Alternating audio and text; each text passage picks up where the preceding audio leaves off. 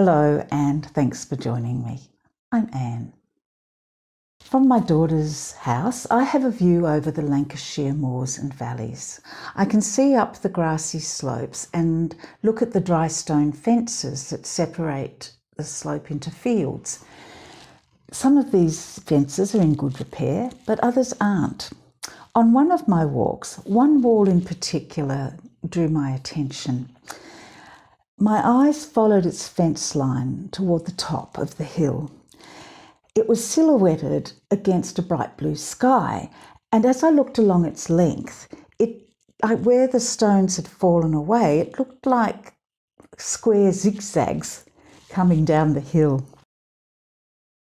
Later I walked right up to those gaps and I saw where the stones had fallen and formed heaps of rubble. These were now overgrown with moss. Even with the gaps, though, this was still a wall. But it wasn't whole. It was broken. It made me think about life.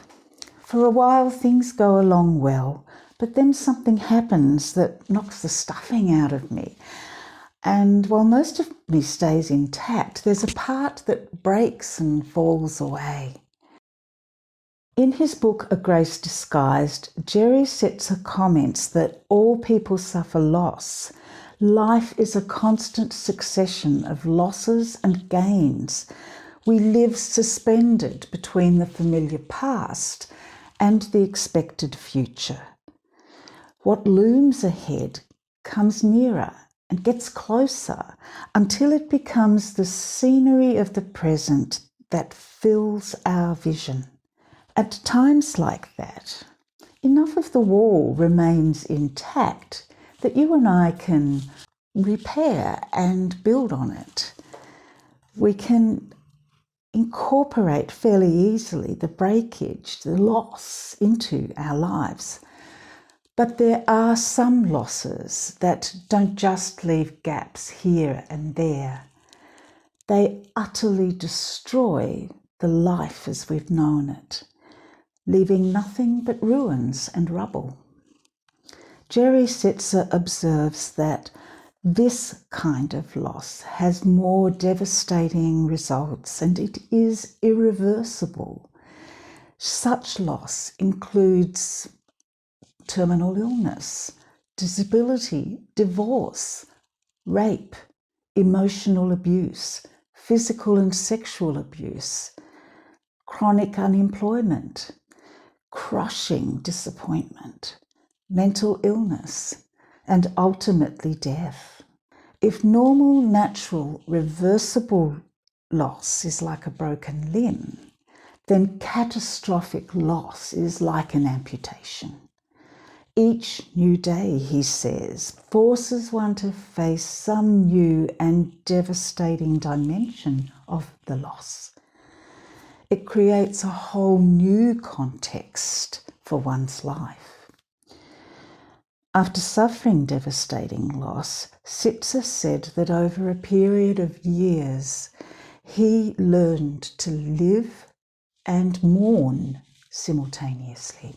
He learned the incredible power of choice to enter the darkness and feel the sorrow, to integrate his pain into his life so as to ease the sting, to learn wisdom and grow in character.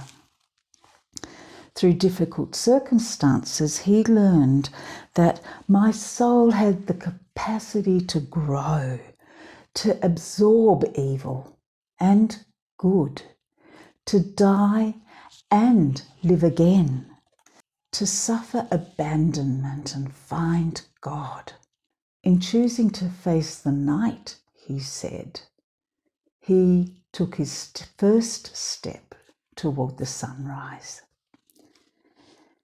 Jesus said that God sent him to heal the brokenhearted, to comfort those who mourn and grieve, bestow on them a crown of beauty instead of ashes, of the oil of gladness instead of mourning, a garment of praise for the spirit of heaviness and despair.